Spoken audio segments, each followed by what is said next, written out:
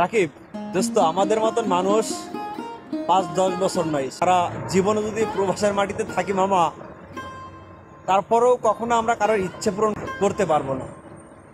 দেশের মানুষের ফ্যামিলি, শখের নারী, বন্ধু বান্ধব, কাছের প্রিয় কিছু মানুষ, ছোটোখাটো যে চাওয়া পাওয়া না, আজীবন প্রবাসী জীবনে পাড়ি জমিয়ে থাকলেও তাদের চাওয়া পাওয়ার কোনো শেষ হবে না। দেশের মানুষের সকলের হিসাব মেলবে, কিন্তু আমাদের মতন এই অভাগা প্রবাসী যারা আছি তাদের হিসেব কখনো মেলবে না। সকালে একটা হিসেব করবি, রাত্রে দেখবি পরিবর্তন হয়ে গেছে।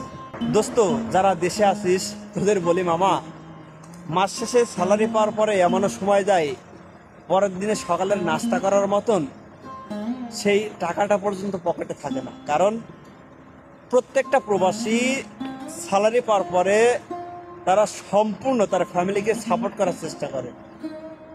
মাস শেষে যে অর্থ উপার্জন করি বা যে অর্থটা পাই মামা, সত্য করে বলছি, নিজের স্বাচ্ছন্দ্য, নিজের ইচ্ছা, স্বপ্নগুলো যদি পূরণ করতে চাই, বিন্দাস লাইফ কাটাতে পারবো প্রবাসের মাটিতে।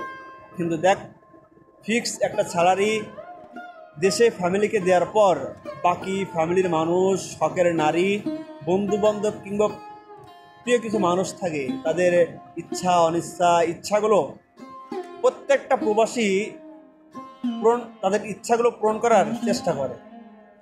যদি কখনো ছোট ভাই বোন, ফ্যামিলি কিংবা কাছের কোনো মানুষের ছোটোখাটো কিছু চাওয়া পাওয়া একজন প্রবাসী পূরণ করতে না পারে, তখন সে স্বার্থহীন হয়ে যায় তাদের কাছে। যতক্ষণ মামা তুমি দিতে পারবা প্রবাসের মাটি থেকে, ততক্ষণ তুমি সকলের কাছে প্রিয়।